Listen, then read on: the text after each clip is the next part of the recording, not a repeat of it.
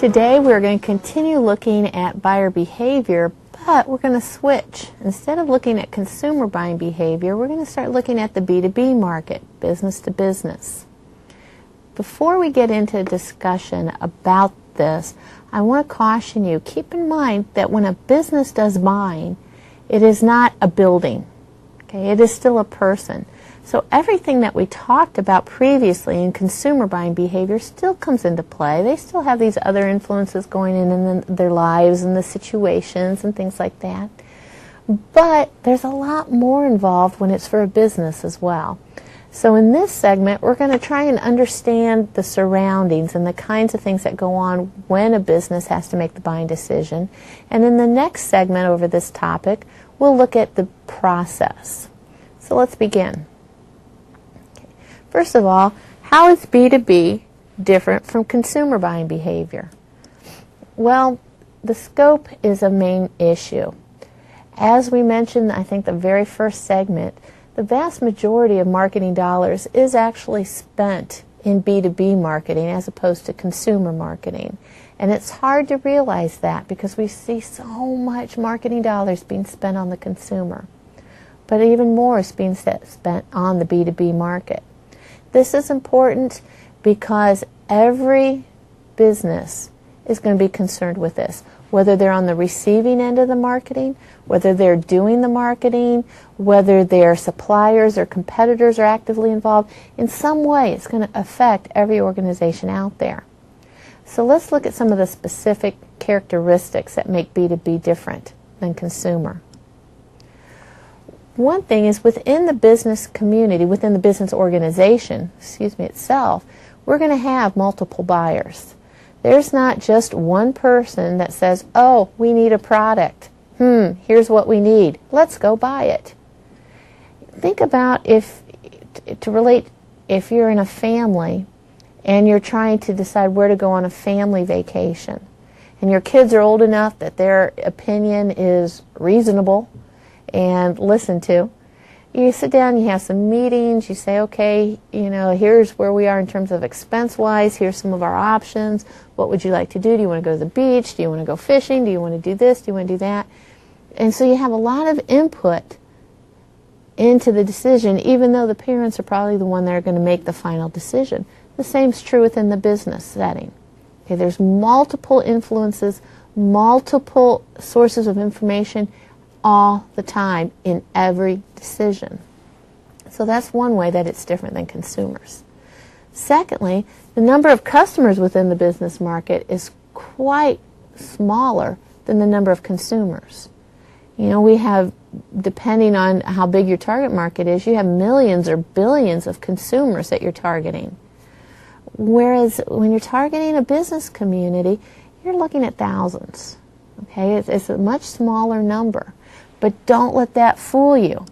The reason is the size of the purchase. The average business is going to buy a whole lot more and spend a whole lot more money than the average consumer. Let's say we're a grocery store, and let's compare buying a pack of gum for the grocery store to a consumer. A consumer is probably going to buy that pack of gum because they want fresh breath. So they go in, they spend, I don't know how much it is, 50 cents for a small thing. That's it. One small thing, pretty inexpensive. The grocery store, on the other hand, is going to buy cases of this gum. So they'll have it available for the consumer. So they're going to be buying, let's say, 8 cases of gum, spending a lot more money on that product than the consumer. So even though we're talking about a smaller number of customers, each of those customers is going to buy a lot more product compared to consumers. We also see in B2B that there tends to be a geographic concentration. For example, you have the fashion district in different cities, and you will see car dealers grouped together. Companies in the same industry tend to locate within the same vicinity of each other. So that makes it easier for us to market to that group. We can have one salesperson that's in charge of that area and can hit quite a few customers at one time. Now, one area that is very different from consumer is in the role of promotion. With consumer promotions, we tend to see more advertising, where in the B2B market, we use a lot more personal selling, which is our sales force. We really try to build a relationship between the salesman and the customer, the business customer. This isn't the stereotypical idea of a salesperson where they're out there pushing, buy my product, buy my product. It's much more collaborative and cooperative. They're there, the salesperson's there to help the person making the buying decision to solve a problem. So they're providing information, they're walking them through, giving them samples, trying things out. Again, it's much more cooperative relationship. That personal selling is vital in today's society, in the business society. And then also demand is a lot different in B2B than in consumer. We have 3 different types of demand we're going to talk about here briefly. The first is derived demand. And if you've had economics, and this is probably not a new term for you, but derived demand means the demand for our product is dependent upon the demand for our customer's product. So for example, if we are a manufacturer of fabric and one of our biggest customers is a coat manufacturer, we're going to determine our demand by looking at the demand for coats. So we'll be looking at weather forecasts and things like that for the upcoming season to determine what the demand for coats going to be, because that'll determine what the demand for our fabric will be. That's derived demand. The demand for our product is dependent upon the demand for our customer's product. The demand tends to fluctuate back and forth in a lot of consumer products. However, in B2B, we don't have that much fluctuation. So we're really interested in measuring how much demand fluctuates, particularly in regard to price. And this measurement of fluctuation is called the elasticity.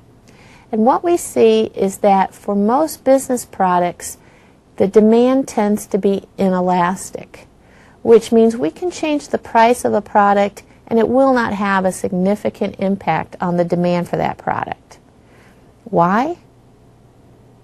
Well, if they get a price increase in the products they buy, they'll probably just increase their prices as well. Their costs go up, so they increase their price.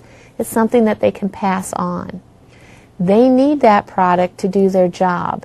So as long as it's not a ridiculous, out-of-control price increase, it's not going to affect demand greatly. Again, that's what we call inelastic. Okay. One area that may surprise you is you may think they choose who they're going to do business with based on price. And while that's true in some cases, most of the time they're looking more for the quality of the product and the dependability of the service, in delivery, getting orders complete, etc. Usually that quality and dependability are more important than the price. Okay, which kind of leads us, believe it or not, into the next category, which is where we're going to look at the types of buyers that we have in B2B. And our B2B markets we really put into 3 categories. There's many, many subcategories. We're not going to hit them all, obviously.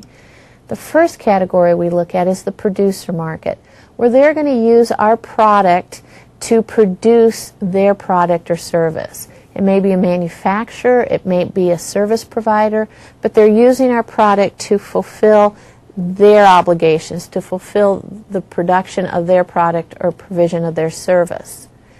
They are really concerned with quality and dependability. This is huge for them. The price, again, is not a big issue.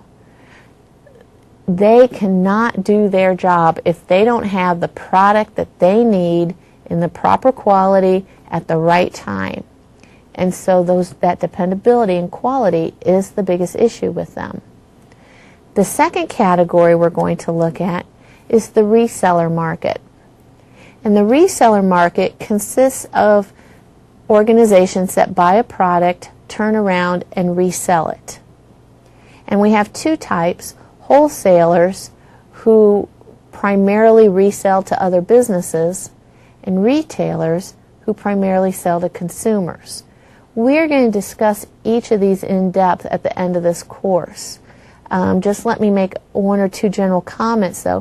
Wholesalers are really concerned with having that product in stock. They can't turn around and resell it if they don't have it. So that inventory control, that dependability is a key issue with them. With retailers, it's the service that's so important. They need you to be flexible, to be able to change when their demand change. If all of a sudden a t-shirt, for example, takes off and it's really a hot item, you've got to be able to supply more right away. Or if it's not selling, they want it out of the store right now. You've got to be willing to work with them with markdown monies and some other things we'll discuss later. So they're really looking for the quality of the service. The last category is organizational markets. And this includes the government and other, I should say other not-for-profit organizations, but the government is kind of all in a category all by itself. They control everything. You do it the way they want you to do it. The main thing to realize is if you want to work with the government and provide products or services for them, the first thing you need to do is get on an approved bidders or approved vendors list, where they'll do a background check, make sure that you're not affiliated with any organizations they don't want to be affiliated with or shady individuals. Once you're on that list, then you're able to bid for jobs and opportunities. And even though they're in control and you do it their way, you're going to get paid. So you have to jump through hoops, but it's usually worth it. Not-for-profits are a little bit different than all the other industries and organizations we've talked about because they typically have to be very concerned with price. They have to make sure their resources are used very sparingly, and they're very careful with that. So price is a big issue with not-for-profits. Okay. The final thing we're going to look at in this segment are some different buying situations. This isn't complex. There's really 3 different situations. The first one is what we call a straight rebuy. And a straight rebuy is when a company is reordering product. It's product they bought before, they've dealt with the supplier before, they may change quantities, they may change some delivery details, but they're reordering the same thing. The role of the salesperson in the case of a straight rebuy is pretty minimal. They're there to make sure that no problems are occurring, everything's complete, to find out if there's new things we can provide for you.